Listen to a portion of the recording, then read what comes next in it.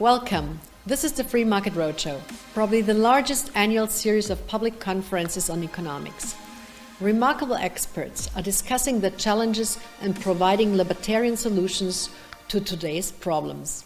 Organized by the Austrian Economics Center in cooperation with select institutes, universities and think tanks, the Free Market Roadshow tours all over Europe. Hello and welcome everybody around the world. My name is Barbara Kolm and it's my pleasure to be a host today at the Digital Free Market Roadshow event in Vienna, Austria. Let me introduce you to the Hayek Institute. We're a group of freedom-loving individuals with all fields of expertise, and we meet in the spirit of Friedrich Hayek. As a think tank, we conduct research and analysis on economic and socio-economic questions, all based on the principles of the Austrian economics. As libertarians, we love arguing, so discussions play a huge role in our events. There is no lecture, no presentation, no event without questioning the argument. But there are, of course, principles we consider very important for freedom and, of course, for democracy that we need to take into consideration. Those are individual freedom, individual responsibility, entrepreneurial thinking, and the rule of law. At the Hayek Institute, we believe in the positive power of markets, its self-regulation, and in limited state intervention. As an independent think tank, we've been partnering with the Free Market Roadshow ever since its beginning in 2008. So if you want to learn more, please have a look at the website Hayek-Institut.at after our event.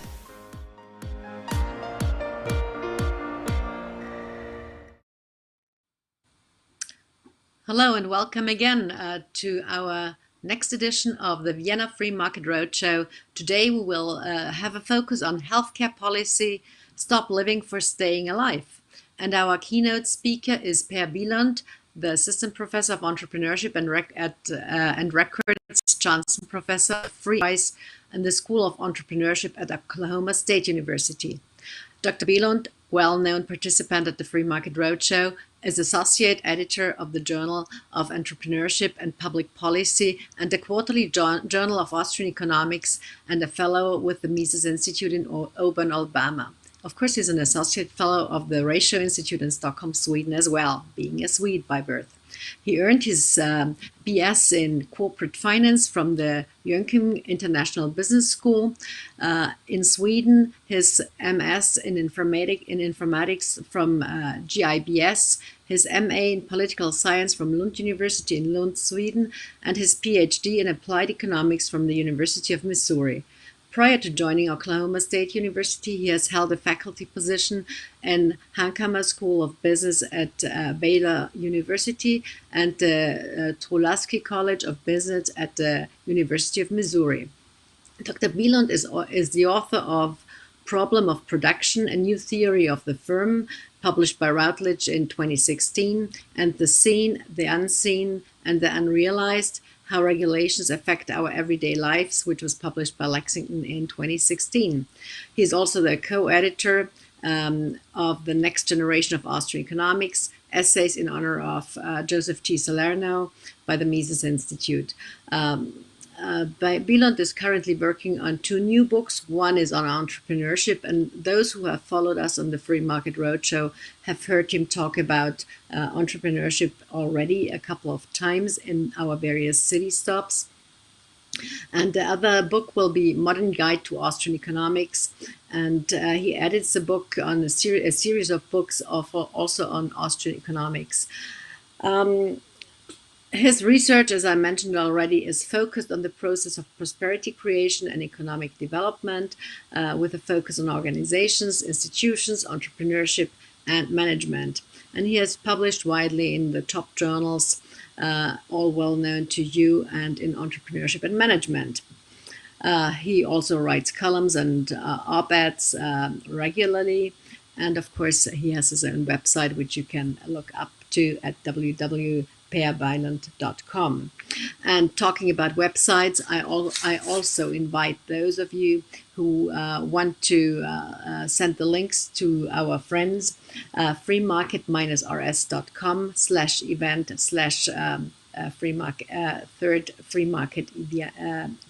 Vienna event, and of course the live events that you can download and stream with YouTube. Without further ado, I would simply ask Per to take the floor and present his keynote on healthcare policy, Stop Living for Staying Alive. Per, the floor is yours. I wanted to talk to you today about the curious policy discussion in the pandemic of the past year. Yes, policy is always curious in many ways, and it tends to be quite economically illiterate too, likely by design. But what we have seen throughout this pandemic is the convergence of all political discourse around one single topic with one single measure of interest: health, or rather, deaths followed by so-called cases.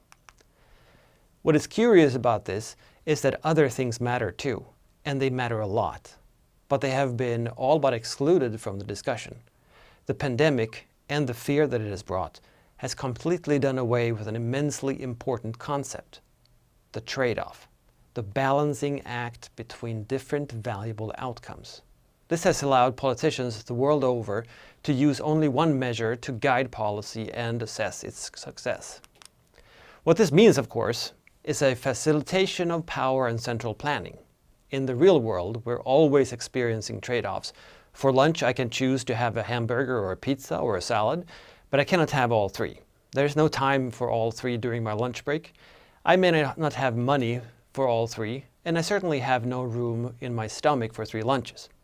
So I choose one, but doing so means I lose the opportunity of choosing the other ones. The trade-off pinpoints a super important state of our being and the fact that everything comes at a cost. Economists call this the economic cost of choosing, opportunity cost, the loss of other opportunities that can no longer be chosen. It applies to our everyday lives in every situation. You're listening to this talk when you could be doing something else. That something else is lost because you choose to listen to this talk. Maybe you can do it later, but only at the expense of the other things you could do later instead. It applies also to society and policy. So had society been about only one thing, then it would be a much lesser problem, but it would still be a problem. A corporation can have as its sole goal to maximize profits, for instance, which certainly helps in coordinating resources, efforts, and employees and so forth. But nothing exists in one dimension only. So even the only goal of maximizing profits becomes in real life a trade-off. Maximize profits now or over time in the longer term. They're not the same, and they also are not compatible. You can maximize profits right now by using resources in a way that is crazy if you were maximizing profits over the course of the next 10 or 20 years. And that's the situation where there really is one goal. Then imagine for society, which has so many values that it in effect has no goals at all. We're all part of society, and we value different things and want different things. We enjoy and are better off from many different things.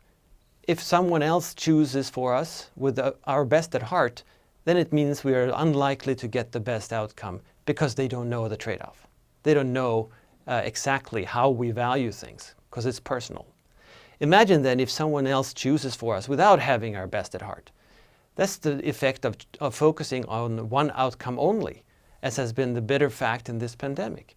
Virtually all decision makers have focused exclusively on the novel coronavirus and how to limit its spread, limit its effect, and protect people from dying from the virus and from getting infected. Those are novel goals, so don't get me wrong. Those are valuable outcomes, and they should certainly be part of the mix. The problem is that the focus has been solely on the virus. No other goals have been part of the discussion.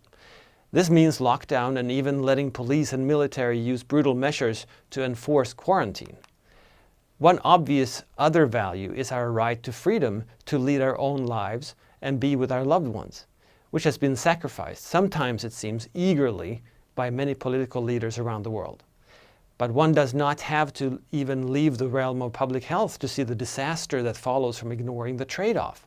Public health is not only about shielding the population from the coronavirus. It is so much more. Public health experts juggle many different measures of health and well-being, but when they and the policymakers they advise focus only on the one virus, our loss is that we do not pay attention to the other goals. Consequently, in many countries, screenings for other types of disease, including cancer and heart disease, have been postponed or cancelled. This means many of those people who are ill but are unaware or have only recently begun to experience symptoms will remain undiagnosed and therefore without treatment. Many of these conditions are so serious that a late diagnosis and postponed treatment might make it too late to save them. So they may die unnecessarily from their disease because they were advised, rather ill-advised, to not seek care, not see a doctor, and not visit a hospital. Or the hospital would not welcome them. Doctors would not see them. Similarly, by asking people to stay home, policymakers and public health officials have created a mental health crisis. We are social animals and need contact with other people. There is a reason why solitary confinement is considered to be a form of psychological torture. It has very bad long-term consequences on people's psychological well-being, that is, their mental health. This too is a loss from not considering more than one variable. We also know that people get on each other's nerves when they are forced to remain in each other's vicinity for too long. Lockdowns and curfews have had terrible effects on marriages and relationships, and we have yet to see just how bad those effects are. But perhaps much, much sadder is how children have fared in this pandemic, as they have been locked up together with their parents. Not only have they not been able to go to school, which means they have not learned much or anything, they have also not been stimulated, neither physically, nor intellectually, nor socially, and they have been exposed to ever more frustrated parents whose health, both psychological and physical, has deteriorated. We have therefore, as sad as it was expected, seen a spike in cases of domestic violence, and children are the ones hurting the most. This is made even worse by the fact that lockdowns, curfews, and closings by political decree have killed many private businesses. They will not return. Others have barely stayed alive, but only because they swiftly cut costs, including, of course, employees. The unemployment caused by the lockdowns and other policies inspired by public health concerns, focusing only on one variable. That cost is enormous. Yes, unemployment puts strain on government budgets, but that's a relatively minor problem here. The greater problem is the impact on families who have no income, children who now live with depressed, perhaps alcoholic and violent parents. The economic problem is that those businesses that are now wiped out were part of the production structure that society depends on. You cannot pause a business, you cannot pause a supply chain. They go under. And they do not simply grow back at will. It takes a lot of effort, time, and resources. Many of them will be gone forever, and with them the value they created and the jobs they provided. But while all of these issues are terrible, the greatest is that it was all in vain. The very reason for trying to stop the virus and limit its impact is what was sacrificed because public health officials and politicians did not do their jobs. The reason is that we want to live. The point of stopping the virus was to try to protect people's lives. But a life is not simply a beating heart. It's so much more. To really live is not simply to breathe, but to be alive well beyond the medical definition. Life is about experiences, interacting with people, learning and seeing new things.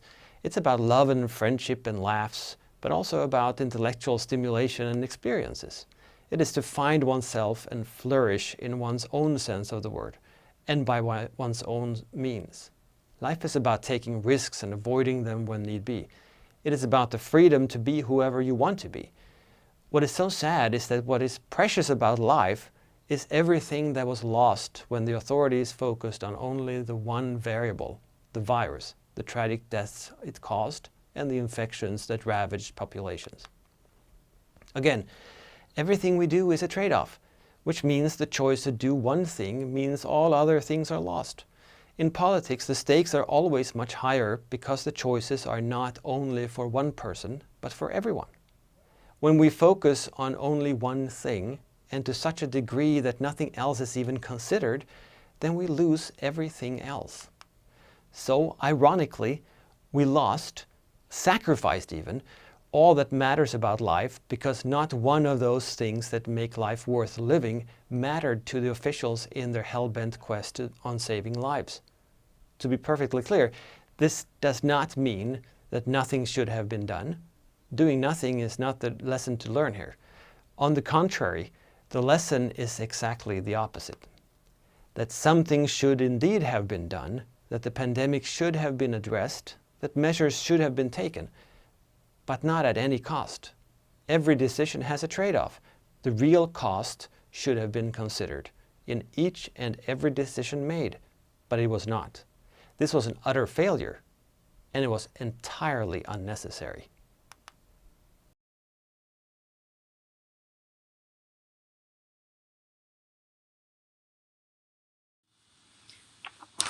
Well, thank you, Pierre, for your remarks and for this potpourri of ideas, of lack of ideas that certain politicians have around the world when they did not focus on the consequences, on the negative consequences of the pandemic treatment by politicians.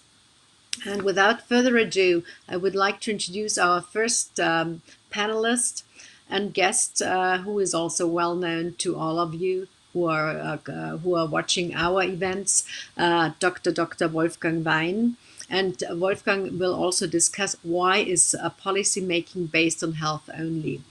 Let me briefly introduce Wolfgang, who has earned his doctorate on medicine in 1982, went on to work as a medical doctor and completed postgraduate studies in hospital management as well. At the same time, he attained a doctorate of philosophy under Ludwig Nagel and Erwin Waldschütz at the University of Vienna.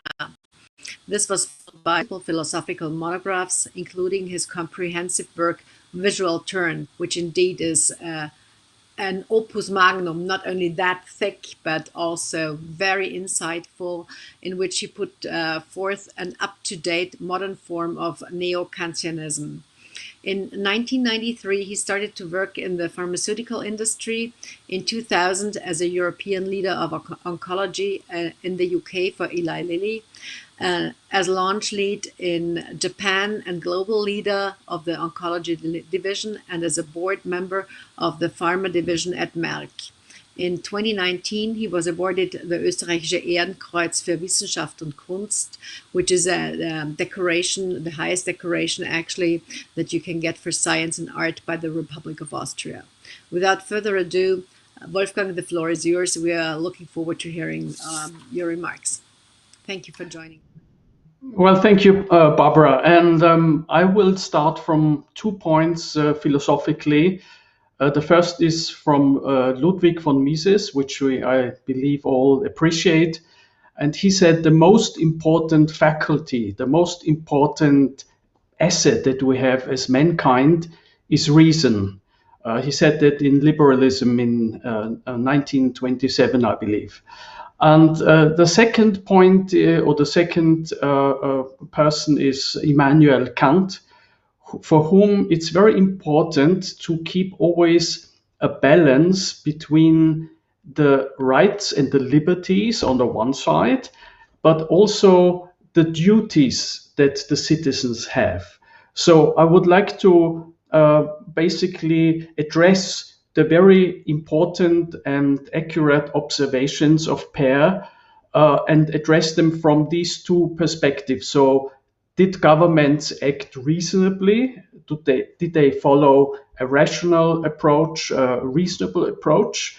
And secondly, what about the citizens? Did they do their duty, asking for all the rights and the payments and the freedoms. So I think there is an interesting point to discuss. So first of all, looking at the governments.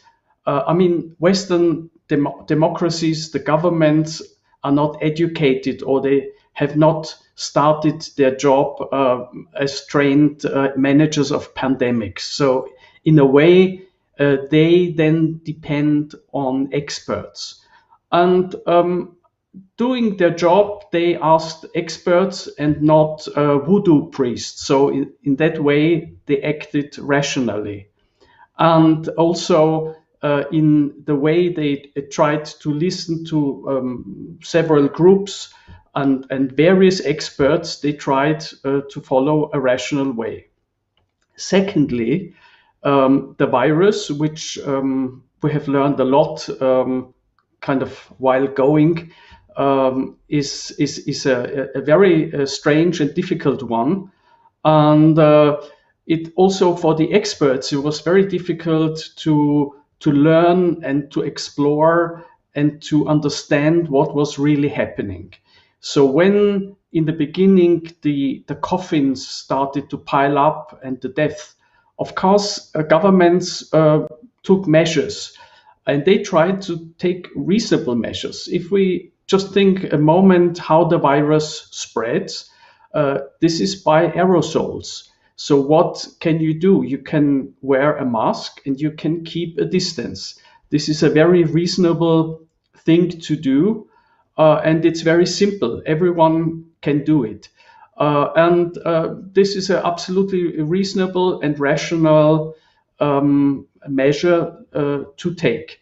So I think these would all describe activities of the governments, and I'm not talking particularly of the Austrian, but in general, Western democracies, governments, as far as I can see from a big picture perspective, tried to act reasonably, apply rational arguments, and listen and follow the advices of the experts. I think this is something one could say. And I would say in the interplay with opposition parties, then things become very difficult, because if you started the lockdown too late, the opposition parties would blame the government that they were too liberal, they were not serious enough and didn't pay attention. And once the lockdown was too sharp, they were criticized that the lockdowns are too sharp. So I'm personally not a big fan of lockdowns, but I think at certain points during the disease, they were probably reasonably indicated. This would be kind of my first comment here, that if we take the big picture, governments in the Western world have in general acted reasonably, and yeah, that would be my first observation. Thank you very much, Wolfgang. This is interesting with regards to the reason that you put that you put on the plate. I would also argue then later maybe reason versus freedom, or is there does this go together, or is it contradicting itself these days? But now I have the pleasure and honor to introduce Magista Edith Kollermann, who is a member of the Parliament of Lower Austria since 2018. And her political activities focus actually on public health, social services, the environment, and transportation.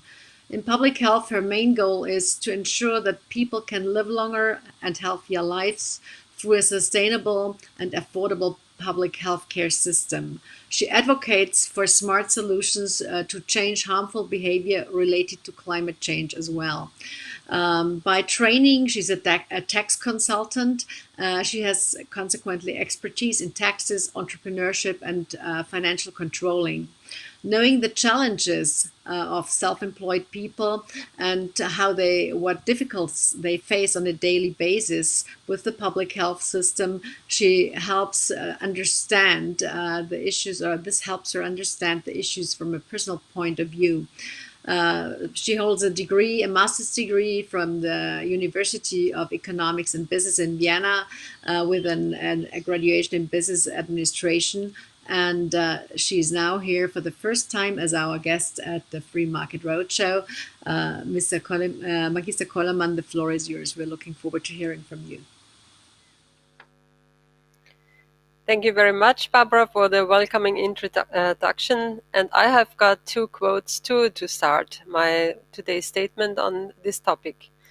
Health isn't everything, but everything is nothing without health, was said by Arthur Schopenhauer in the 19th century. So this is the philosophical approach on my side. But I have a second one that is a more recent quote from a party founder, Matthias Strolz, who said, "Politics is the place where we discuss the trade-offs to live a good life together." And in my opinion, both of those quotes bring together today's discussion, and they bring it maybe to the point. Bylund emphasized in his keynote on the importance of the trade-offs we make during the process of decision-making. The politician's duty during a crisis is to keep the country running, no matter how new, how unknown the upcoming problem is. That would be the expectation. So some people say it's of course quite easy in retrospect to judge whether the job was done well or not. But the question we should have an answer for should be asked earlier. Should elected leaders and representatives be fit to manage unforeseen circumstances? And my answer here is yes, of course, because you have to set a higher standard on politicians when it comes to leadership. So the corona pandemic was an immense challenge, but it is and will not be the singular one. There are really serious challenges coming up within the next years when you think of climate change, when you think of global migration, when you think of demographic changes within the countries. But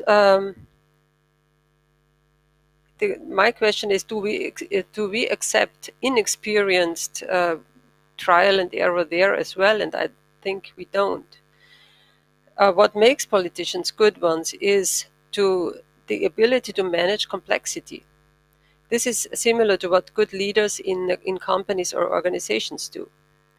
So complexity causes the necessity of making setting priorities on the topics. And from March 2020 up to today, there was one single subject, and that was COVID-19. And I agree with Pierre Bylund, he said it before, that there is more about health than just to breathe. And I just said it is the one and only subject was health, but it was not even health in all its fields or segments, because very likely a lot of heart attacks were undiscovered and therefore untreated. Serious diseases like cancer treatments were postponed. A lot of operations were postponed, and even if they say that it's not that the most necessary operations were made, yes, but when people suffer, when they have a lot of pain, then it's also important to have an operation on the knee or the hip. So, and especially psychological diseases went up dramatically. So this crisis is not over. It will keep us busy for the next years. The psychological diseases affected especially children, young people, students, women, and it all comes to mental health, and mental health is usually connected with a stable income, with good relationships, with a good way to find the balance in your own life. So I can not fully agree with Wolfgang Wein about everybody did what he could, and so we that it was a lot of reason to see. Because there was also a lot of failure to see. The most important duty of the governments worldwide was to manage this serious crisis and to acknowledge the complexity in it. So what went wrong here in Austria, but that it's not only in Austria, but you can see that in a lot of countries, that there was a missing active crisis management and the skills for it. So we had especially really few politicians in charge who have experience in management at all. And that bad crisis management was the reason for hard lockdowns. Of course, we had to have lockdowns. And although I am a representative of an opposition party, we agreed to do the first lockdown. So because it was, when you make the trade-off, it was necessary from that point of view on this special times. The main focus was on COVID, but not on the illnesses aside from COVID, and that was another failure that we did not see coming. What was going on with the development of mental health. There was no collection of essential data. There was, and even the science would not be able or was not allowed to work through the data that was there. We had a lot of inefficient bureaucracy, and I can tell you that this is not over too. Will be a lot of bureaucracy to work through all the funds that were made to help people, but did not work as expected mostly. And we also lost a lot of time. For example, in summer 2020, there was no preparation for the second wave in winter, such as if there could not come a second wave. But we did not have the vaccination coming up. So retirement homes were not protected enough. There were no quick tests for a better entrance control. So lots of people died, not only because of the coronavirus. It does not always mean that it's because of the coronavirus when the infection is there, but there were avoidable deaths too. And also that bad crisis management led to avoidable school closings, which ended in a lot of psychological problems for children, as mentioned before. The vaccination procurement targeted on low prices instead of fast supply. And even if you can say there is a lot of truth in this, that speed kills, but in this case, speed heals or would be able to heal. So probably because of the mistrust in the private sector or in the pharmaceutical industry, we even had the discussion about whether pharmaceutical firms or companies should have profits or not. But we all know that it is important that companies will do good research when there is also the possibility to gain something out of it. And my last point on the critics is no existing benchmarking. We did not even have a benchmark for the 9 provinces in Austria, let alone with other countries in the European Union. otherwise successful COVID strategies could have been discussed or adopted. So what is for me the most important question is what has been learned throughout this pandemic and through political failure as well. Will the governments use that experience for better management in the future? Because there is a lot we will need. We need pandemic strategies and a wider public health focus, and that includes all areas of crisis management, be it a new dangerous virus like COVID-19, other illnesses like mental health, the economy, open schools, relationships, and so on. We need an active, so this was the strategy, but we also need an active crisis management. And that could avoid hard lockdowns, and that could avoid that the economy is closing down. We need politicians with work and management experience, or those who know how to get them on quickly. But of course, the decisions have to be made by politicians. Cannot be outsourced.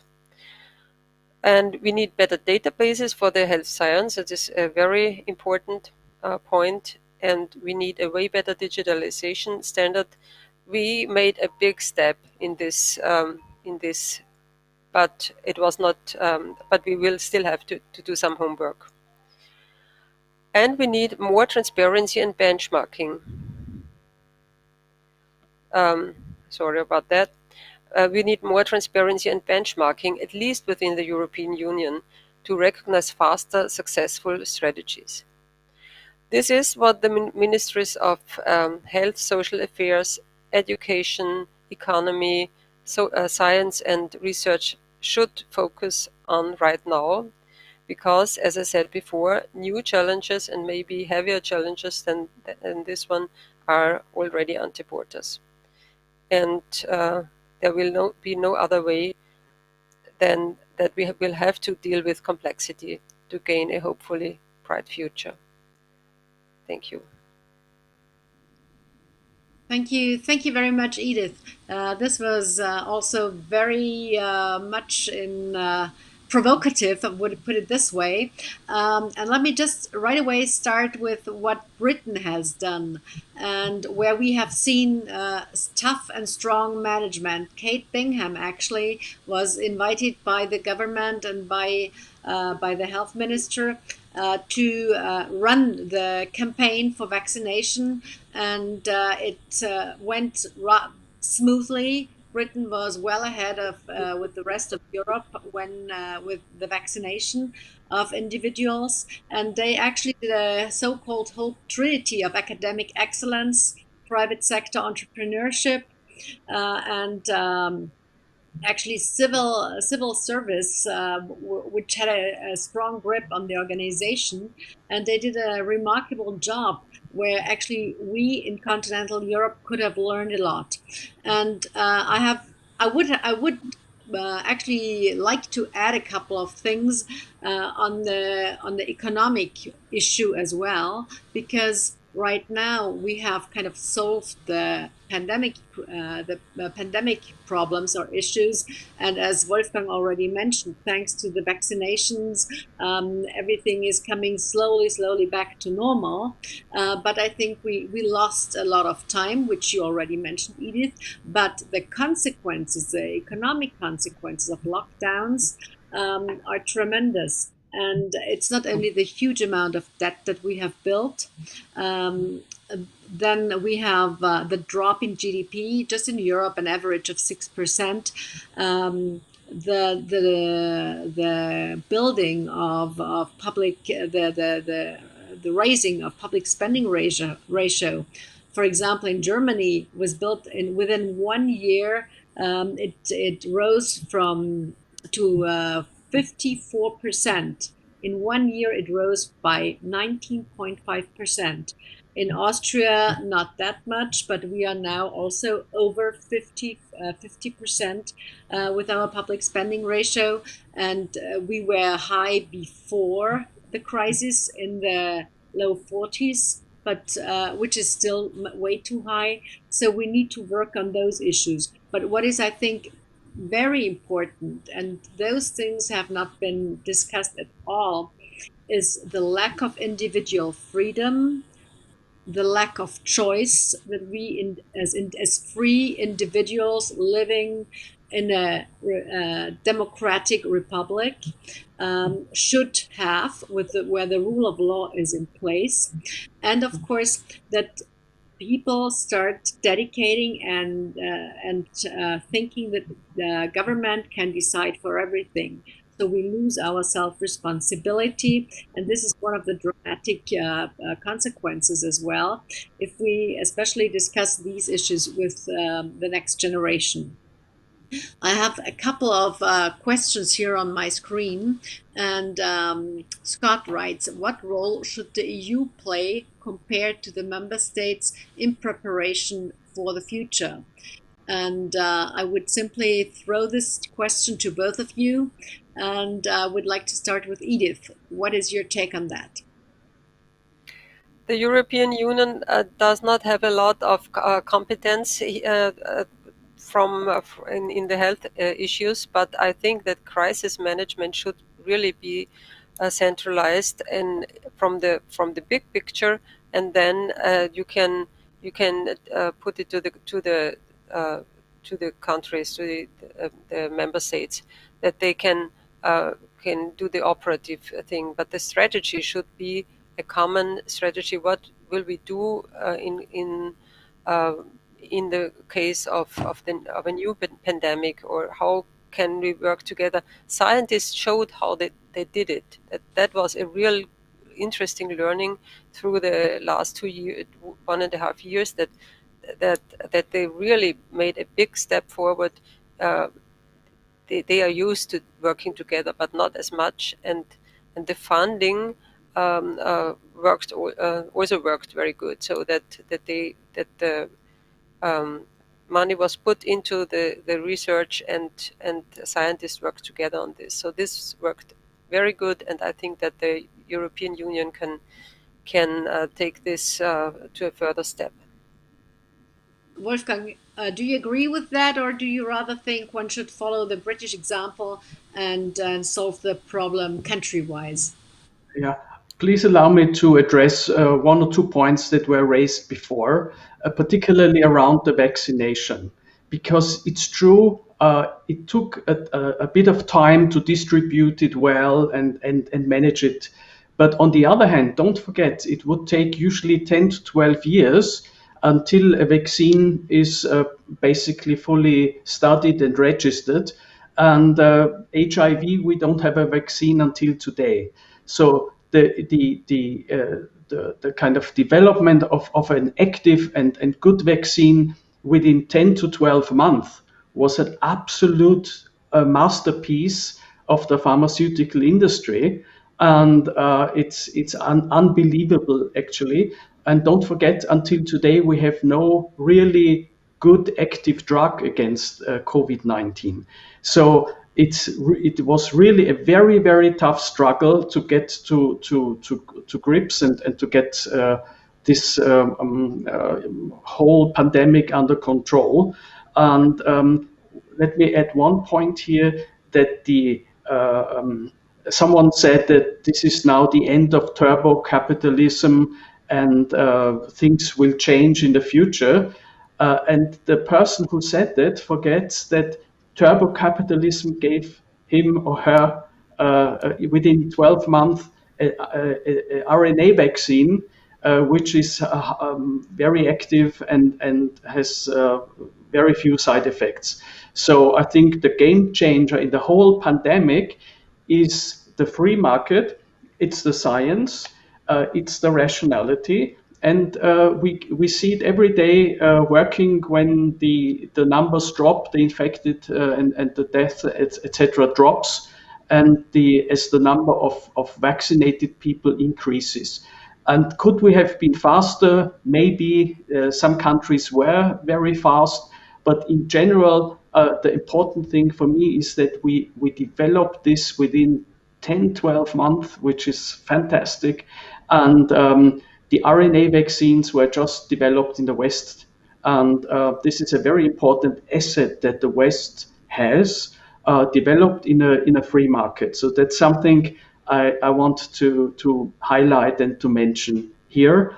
And also the timing was extraordinary, and the cost, my God, a shot costs 10 euros.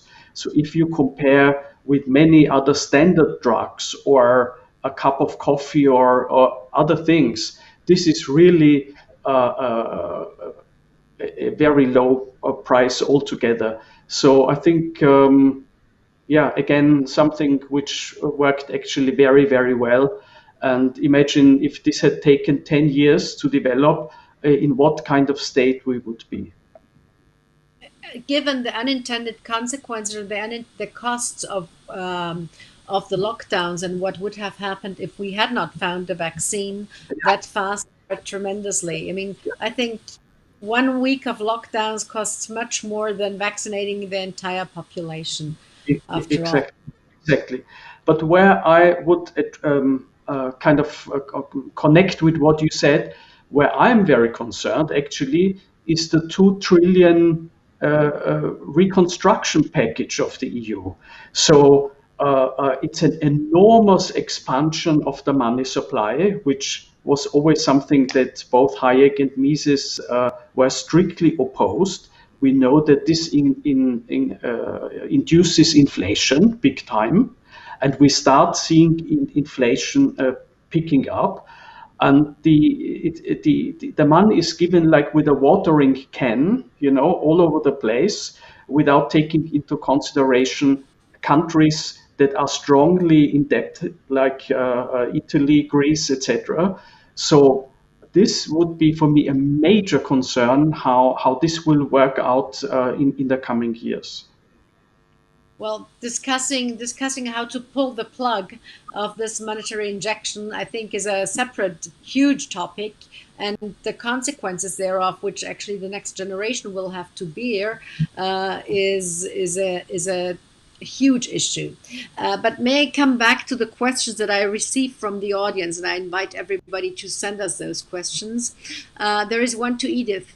And the question is, you said that we were unprepared in September for a second wave. How do you account for the government's short-sightedness, and does it look like they are better prepared for the future now? I do not have a lot of trust that the preparation for the future is a lot better coming from the government, but as Wolfgang said before, the vaccination is the game changer. So I am optimistic that we will not face the same troubles within the next winter, because a lot of people will have their 2 vaccines, and probably the third one when we have to refresh it. But it is actually, there is far too little effort to make sure that the schools and the universities can work in September or October as they did before, or better than that, because they won't have come up with enough equipment and education for the teachers and everything. I do not say nothing has been done, but it is still as if that virus goes away, and we just have to wait it through. And so my concern is less than the year before, but it's still too little that we have this big pandemic plan. What will we do? In what steps need to be taken? Well, thank you. There is one question for you, Wolfgang. The question is, you say at the beginning the government response was reasonable. At what point did it become unreasonable, and why did governments abandon reason? Well, I believe the issue is, and you saw the same in Germany when you read the German newspapers, the press was kind of bashing on Mrs. Merkel, and the problem is that they had to rely on the experts, and the way we learn, and you know, I've spent 27 years in pharmaceutical industry. The way how a drug is developed, it takes 12 years. And we had to learn the lessons. We had to do studies quickly and small studies to quickly learn what would work against the virus, etc. So the depending on where you were in the progress of time, the experts had different opinion. So for the governments, then it's very hard to decide when, for instance, I've looked it up, the Vietnam War has cost 300,000 personnel to the US. So they lost 300,000 personnel in Vietnam. And so far they have 600,000 people have died from corona in the United States. So, and you know that Vietnam was a big issue in history, and now it's 2 times Vietnam. So yes, of course, families are affected. People who have not corona maybe are undertreated. I agree, but it is still a big thing, and it had a big impact. And the governments just, it was unprecedented, and the experts themselves were often very aggressive and fighting with each other. You could read this in the newspapers. But in terms of freedom, just to come back, I worked 10 years in hospital, and when I went to the operation room, you wash your hands, you stay sterile, you take your surgical gear, you never feel that your freedom is restricted, because this has to happen to stay sterile, and everybody in the operation theater knows it. And you don't feel to wear a mask is normal, and it's nothing where you feel your freedom is kind of restricted or taken away. So as long as all those activities are reasonable, I think we can agree with them and we can understand them. But what is very, very important is that as soon as the pandemic is over, and we need to watch this very carefully as we are all freedom loving, that all those measures are taken back, and that the control mechanisms, that all those restrictions are completely abolished and taken back, which during a pandemic is understandable. But we should all be very, very carefully watching that this is that the restrictions are completely done away with. Thank you, Wolfgang. A quick question or maybe a short remark, please, Edith. The contingency plans and disaster plans that we are now obviously developing, they had not been there neither on the national level nor on the supranational level, nor were they in certain big multinational corporations available. Nobody did ever think of such a huge crisis. Natural disasters were priced in, but nothing like that.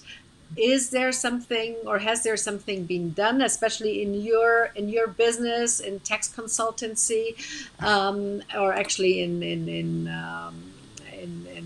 also advice that for companies, but also for national governments, that we will not fall into this trap again? I think it is important to accept that you cannot prepare for any crisis that could come, not for this specific type, but there has been a pandemic crisis plan when SARS-1 was developed in the beginning of the 2000 years, but it was never renewed from then. And I hope that we have seen that you really have to be alert, and that you have to deal with crisis like this, and that you have to see that there are consequences in different fields. So I hope that, and we will challenge the leading parties to do so, that we cannot go back to normal as if nothing had happened as soon as we have reached enough vaccinations and immunity in the country, because other pandemics could occur, or other crises will definitely come. As in tax consultancy, I can say that we are deeply in work concerning all these fundings, public fundings, because this is a huge task for every company, because there are so many different funds, and also different time slots where you have to do this one, and then the next one is different again. So this is not a very productive kind of work, but we have to, of course, support everyone who needs it. And we will see after a few years that not everybody needed what he asked for. But that is a different topic. Yeah. And eventually the money needs to be paid back, and then this is something, but first you need to earn it. And this is something that Wolfgang already also mentioned. If we look back in the 2008 financial crisis and the amount of money that was injected into the system, it's nothing in contrast to what we see these days. These days it's multiple times, whether it's Europe or other parts, or the US. So I think the numbers and the relations are totally different. But before I give you my last question here, I would also say something positive, that finally we're slowly coming back. Economy is picking up again. Labor markets are being opened, and also exchange of goods, imports, exports are functioning. So this is also something that is positive, and we will see the forecasts for growth across the world definitely positive, and we will go slowly back to normal. But I have a question here for both of you from Martin, and this goes a little bit into the philosophy. Based on an argument of Bastiat, one could argue that politics focuses only on the seen and mostly ignores the unseen, thereby causing problems. Can this problem be circumvented? And if so, how? Let's look what we can say. Who wants to start? Edith, Wolfgang? So if you like, I can address it. I mean, to make the unseen visible, basically is the task of science.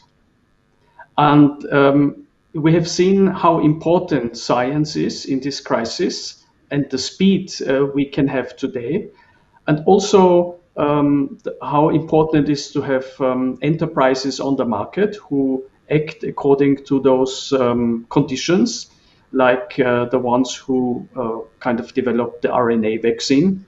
And of course, the politicians are always one step behind, because they can only react to what science discovers or make visible, to stick with the metaphor.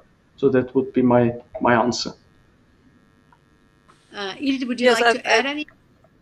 Yes, I would like to add that it is a problem of today that a lot of people are satisfied with just a few things that can easily be visible, but do not like to go deeper.